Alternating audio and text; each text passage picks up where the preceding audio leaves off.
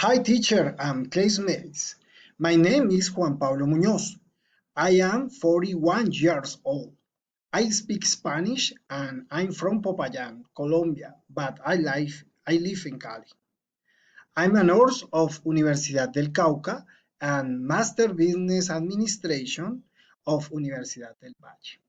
I work in administrative office of health and I work all week from Monday to Friday.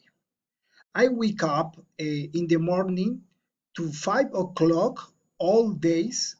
Later, I eat my breakfast. I take a shower and I go to my work.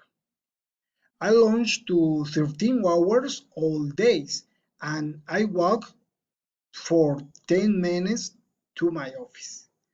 I work to 5 o'clock and later I go to my house. All night and the weekend I study economy in the UNAT. I like watch Netflix and play purchase, but I don't like to shopping anymore. Thanks.